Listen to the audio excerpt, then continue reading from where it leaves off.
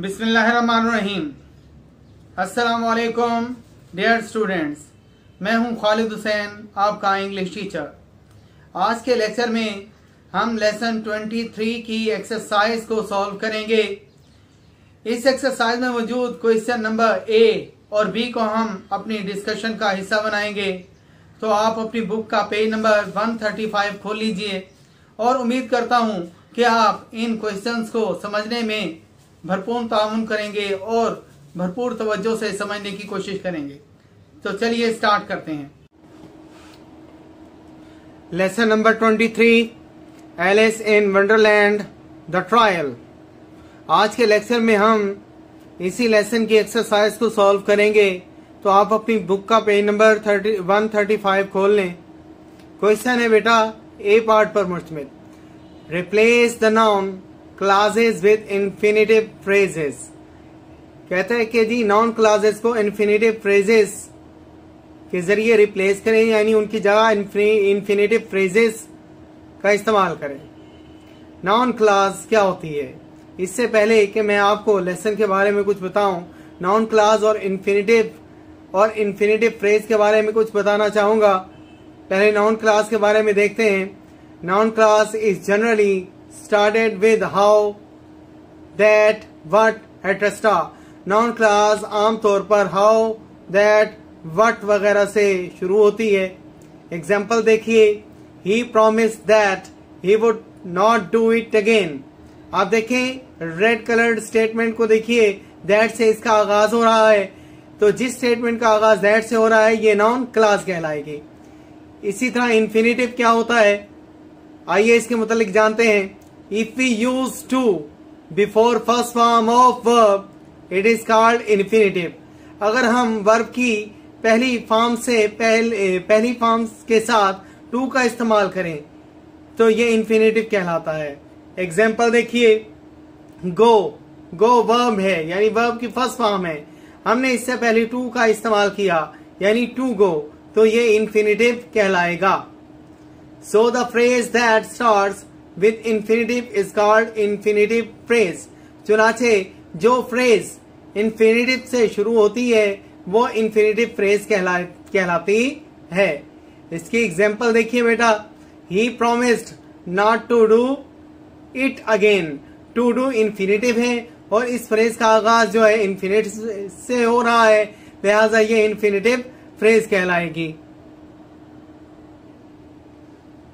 तो आइए अब इस क्वेश्चन का आगाज करते हैं। पहला सेंटेंस है, he promised that he would help us. That से जो स्टेटमेंट शुरू हो रही है ये आपकी क्लास कहलाएगी, यानी नाउन क्लास कहलाएगी। और आप इसे इन्फिनेटिव फ्रेज में तब्दील करने के लिए दैट ही वुड को रिमूव करके इसकी जगह टू लगा देंगे और बाकी स्टेटमेंट वैसे ही लिख देंगे, यानी to help us. He promised to help us. To help us जो है इन्फिनेटिव फ्रेज कहलाएगी। नेक्स्ट सेंटेंस देखिए, I hope that I shall see you again. That I shall see you again ये आपकी नाउन क्लास है, तो आप इसे इन्फिनेटिव में बदलने के लिए दैट आई शैल को रिमूव करके इसकी जगह टू लगा देंगे, यानी टू सी यू अगेन। ठीक है बेटा, तो ये आपकी इन्फिनेटिव फ्रेज कहलाएगी। तीसरा सेंटेंस है, they were determined that they would win। that they would win आपकी नाउन क्लास है और आप इन्फिनेटिव फ्रेज में इसे चेंज करने के लिए that they would को रिमूव करके इसकी जगह टू लगा देंगे और ये टू विन बन जाएगा, तो ये इन्फिनेटिव फ्रेज कहलाएगी। चौथा सेंटेंस देखिए, he asked that he should leave him। आप देखिए ब्रैकेट में वो कहता है ही आस्क के बाद अस का इस्तेमाल कीजिए, यानी हमने इसे जो इसके अंदर नाउन क्लास के अंदर सब्जेक्ट मौजूद है इसे हमने ऑब्जेक्टिव केस यानी अस में तब्दील करना है। तो ये बेटा कुछ इस तरह से बनेगा, ही आस्क्ड के बाद अस लिख देंगे और उसके बाद वी शुड को रिमूव करके इसकी जगह टू लगा देंगे, तो ये बन जाएगा to leave him. To leave him. इसके बाद सेंटेंस नंबर 5 की तरफ देखते हैं बेटा। 5 के लिए आप देखें बेटा, सेंटेंस है, he wished that he could go with the others, that he could go with the others, ये आपकी नाउन क्लॉज है। इसे इन्फिनेटिव फ्रेज में तब्दील करने के लिए दैट ही कुड को रिमूव करके इसकी जगह टू लगा देंगे, तो स्टेटमेंट जो सामने आएगी to go with the others, तो ये आपकी इन्फिनेटिव फ्रेज कहलाएगी। छठा सेंटेंस है he wanted to know where he ought to put it, तो आप where he ought to put it को रिमूव करके इसकी जगह टू लगा देंगे, टू पुट इट, तो ये आपकी इन्फिनेटिव फ्रेज कहलाएगी। आप गौर कीजिए कि तमाम जो फ्रेजेस हैं, तमाम जो क्लॉजेज हैं, नाउन क्लॉजेज हैं, उसका आगाज दैट से हुआ है। सिर्फ छठी स्टेटमेंट में जो नाउन क्लॉज दी गई है इसका आगाज आपने वेयर से किया है। इसके बाद इसी एक्सरसाइज का नेक्स्ट क्वेश्चन करते हैं, यानी इसका बी पार्ट करते हैं। आप देखें बी पर लिखा हुआ है replace these noun clauses with an infinitive phrases and with an infinitive phrase as in the above examples, यानी ऊपर जो एग्जाम्पल्स दी गई हैं इसके मुताबिक आपने इस एक्सरसाइज को सॉल्व करना है, यानी नाउन क्लॉज को इन्फिनेटिव फ्रेज में तब्दील करना है। तो हम इसे जरा स्टडी इससे पहले कर लेते हैं। As you know that we use to before first form of verb to make infinitive, जैसा कि आप जानते हैं कि हम इन्फिनेटिव यानी मजदर बनाने के लिए वर्ब की पहली फॉर्म से पहले टू का इस्तेमाल करते हैं। But sometimes noun clause has no verb, लेकिन बाज़ का नाउन क्लॉज का कोई वर्ब नहीं होता। So we use to be in place of helping verb, चुनाचे हम हेल्पिंग वर्ब की जगह टू बी का इस्तेमाल करके मजदर बनाते हैं, टू मेक इन्फिनेटिव फ्रेज, यानी इन्फिनेटिव फ्रेज बनाने के लिए हम टू बी का इस्तेमाल करते हैं हेल्पिंग वर्ब की जगह। जी आगे देखिए एग्जाम्पल को देखते हैं। दे considered that he was the best player in the team, that he was the best player in the team, ये आपकी नाउन क्लॉज है।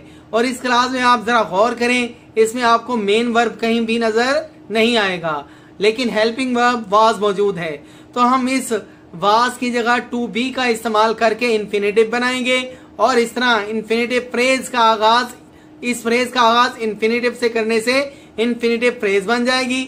और इसके अलावा इस नाउन क्लॉज में जो सब्जेक्ट ही दिया गया है इसे हम ऑब्जेक्टिव केस हिम में कन्वर्ट कर देंगे। तो स्टेटमेंट कुछ इस तरह बनेगी, they considered him to be the best player in the team. Note often infinitive to be may be left out, बाज़ औक़ात जो है इन्फिनेटिव जो है to be infinitive left out हो जाता है, यानी इसे नहीं भी लिखा जाता, इसे इग्नोर भी कर दिया जाता है। They considered him the best player in the team, इसी they considered him the best player in the team, ये इसी एग्जाम्पल को हमने टू बी के बगैर सॉल्व कर दिया। ये ऊपर वाली एग्जाम्पल है, इसे हमने टू बी के बगैर सॉल्व कर दिया, बाकी सारे रूल्स वही रहेंगे। अब हम एक्सरसाइज को हल करते हैं। Replace these noun clauses with an infinitive phrase as in the above examples. तो बेटा पहला सेंटेंस देखते हैं। I consider that this is the right thing to do, that this is the right thing to do, ये आपकी noun clause है, तो हमें इसे इन्फिनेटिव फ्रेज में कन्वर्ट करना है। आप इसमें मौजूद दैट को रिमूव कर देंगे, और इसके बाद इसको भी रिमूव, इस द को भी रिमूव करने के बाद राइट थिंग टू डू, ये स्टेटमेंट वैसे की वैसे लिख देंगे। तो ये स्टेटमेंट कुछ इस तरह से बनेगी, I consider this thing right to do. इसमें देखिए हमने हेल्पिंग वर्ब को भी रिमूव किया और दैट को भी रिमूव किया, लेकिन हमने इसमें टू बी का इस्तेमाल नहीं किया। जैसा कि मैं पहले बता चुका हूं कि इन्फिनेटिव फ्रेज जो है वो टू बी के बगैर भी हो सकती है। उसके बाद देखिए दे, दूसरा सेंटेंस देखिए, they believed that he was very clever used to be, वो कहता है कि जी इसे इन्फिनेटिव फ्रेज में तब्दील करने के लिए टू बी का इस्तेमाल करें। That he was very clever, ये आपकी नाउन क्लॉज हो गई। तो आपने दैट और वाज को, दैट को आपने रिमूव कर दिया, ही का ऑब्जेक्टिव केस हिम लगा दिया, और वाज की जगह आपने टू बी का इस्तेमाल किया, यानी हेल्पिंग वर्ब की जगह टू बी का इस्तेमाल किया। और वेरी क्लेवर वैसे के वैसे ही स्टेटमेंट लिख दी, तो ये स्टेटमेंट हमारे सामने आएगी they believed him to be very clever. To be very clever ये इन्फिनेटिव फ्रेज कहलाएगी। तीसरा सेंटेंस देखिए बेटा, she proved that they were all wrong, that they were all wrong, ये आपकी क्या हो गई, नाउन क्लास हो गई। तो आप इसे फ्रेज में तब्दील करने के लिए that को रिमूव करेंगे और they का ऑब्जेक्टिव केस them लगा देंगे और वर को जो कि हेल्पिंग वर्ब है इसे टू बी में तब्दील करेंगे। यानी that को रिमूव करने के बाद all of them to be wrong, all of them to be wrong, ये आपकी इन्फिनेटिव फ्रेज कहलाएगी। उसके बाद चौथा सेंटेंस है I thought that it was a mistake. I thought that को रिमूव किया, इट क्योंकि ये प्रोनाउन है इसका ऑब्जेक्टिव केस भी हमने लगाना है तो इसका ऑब्जेक्टिव केस इसी लगेगा। इट वाज हेल्पिंग वर्ब है, इसे टू बी में कन्वर्ट कर दिया, to be a mistake, it to be a mistake, I thought it to be a mistake. इसके बाद बेटे पांचवा सेंटेंस है, पांचवें सेंटेंस को बेटा हम देखते हैं। आई have always found that he is very helpful. I have always found that he is very helpful जो है ये आपकी नाउन क्लास है, तो इसे इन्फिनेटिव फ्रेज में बनाने के लिए दैट को रिमूव किया और ही का ऑब्जेक्टिव के सामने हिम लगा दिया। इस क्योंकि हेल्पिंग वर्ब है इसे हम टू बी में कन्वर्ट कर देंगे और बाकी स्टेटमेंट को वैसे का वैसे ही लिख देंगे।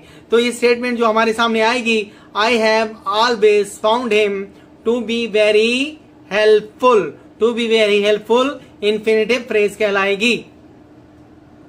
तो ये था हमारा आज का लेक्चर जिसने हमने लेसन 23 की एक्सरसाइज के क्वेश्चन ए और बी को सॉल्व किया। उम्मीद करता हूं कि आपको ये अच्छे तरीके से समझ आ गया होगा, लेकिन अगर फिर भी कोई इबहम हो या किसी किस्म का कोई सवाल आपके जहन में हो तो आप मेरे नंबर पर मुझसे राब्ता कर सकते हैं और हमारे YouTube चैनल को जरूर सब्सक्राइब करते रहिए। वस्सलाम।